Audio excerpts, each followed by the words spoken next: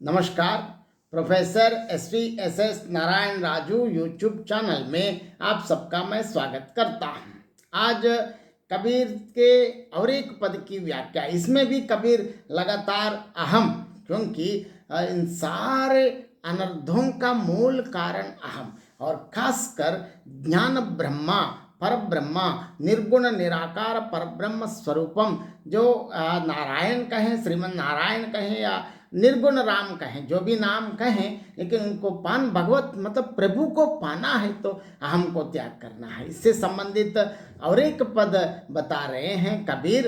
हैरत हैरत है सकी रहा कबीर हिराई, बूंद समानी समुंद में सो कत हेरी जाए। यहाँ हैरत हैरत मतलब कोसते कोसते, इसका अर्थ ये है हिराई मतलब खो गया हूँ। कैसे, कत मतलब कैसे, कहाँ से, और इसका पहले इसका संदर्भ मैं बताना चाहता हूँ। इसमें कबीर साधक के बारे में, साधक से संबंधित उनकी अवस्था, साधक के बारे में बताना चाहते हैं कि जहाँ साधक मतलब जिसमें उसका पृथक अहम परम तत्व में विलीन हो जाता है। साधना की प्रारंभिक अवस्था अहम को लेकर ही चलती है, परंतु अंतिम अवस्था में वह उस परम से किसी प्रकार भी पृथक नहीं रह सकता है।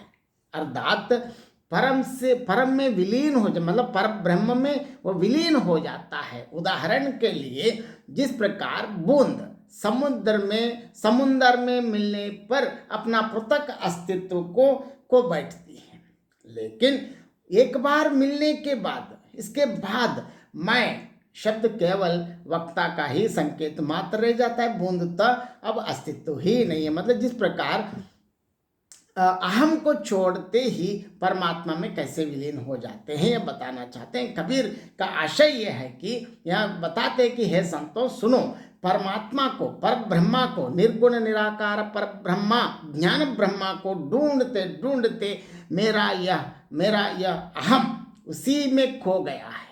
उसका पृथक अस्तित्व ही समाप्त हो गया है। उदाहरण के लिए, बूंद समुद्र को ढूंढते ढूंढते जब उसमें मिल जाती है, तब उसका पृथक अस्तित्व समाप्त हो जाता है। इसी प्रकार जिस प्रकार खोज कर अलग दिखलाई जा सकती है, अर्थात उस बूंद को पुनः समुद्र से अलग नहीं किया जा सकता है, ठीक उसी प्रकार मतलब यह जिस प्रकार बूंद समुद्र में मिलने के बाद फिर बूंद का अलग अस्तित्व नहीं रहता है, उसी प्रकार, ठीक उसी प्रकार यहाँ जीव भी पहले नाम रूप को लेकर अहम बना हुआ है। मैं, मेरा, ये मेरी, इस प्रकार जो अहम है, जब परमात्मा परम प्रभु ज्ञान ब्रह्मा निर्गुण निराकार पर ब्रह्मा की जो खोज में चलते चलते उस मोक्ष के मार्ग में, मोक्ष को प्राप्त करने के लिए आध्यात्मिक मार्ग में जाते जाते वक्त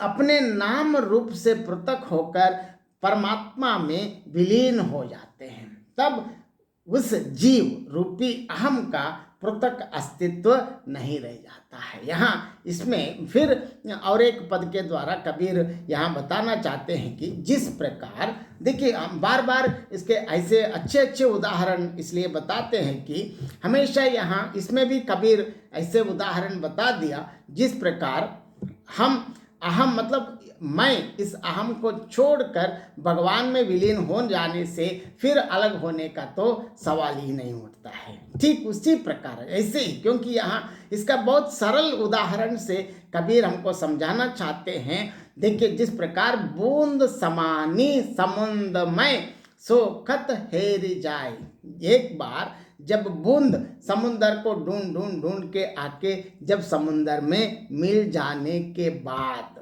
एक बार मिल गए तो समुंदर ही बन जाते हैं। जिस प्रकार आत्मा भी परमात्मा में विलीन होकर फिर परमात्मा बन जाते हैं, वैसे ही यहाँ बूंद और समुंदर मतलब समुंदर में बूंद एक बार मिलने के बाद फिर बूंद का अस्तित्व तो अलग करना या अलग होना बिल्कुल असंभव की बात है। वैसे ही एक बार अपने हम मतलब यहाँ संत या जो व्यक्ति आध्यात्मिक मार्ग में मोक्ष की ओर जाना चाहते, मतलब परमात्मा को पाना चाहते हैं, ज्ञान ब्रह्मा को चाहते हैं, अगर अपने अहम को समाप्त करके भगवान में विलीन हो जाने से फिर अलग होने का तो सवाल ही नहीं है। बहुत सरल उदाहरण के द्वारा कबीर और एक बार अहम को त्यागने की आवश्यकता पर बल दिया है। बहुत बहुत धन्यवाद।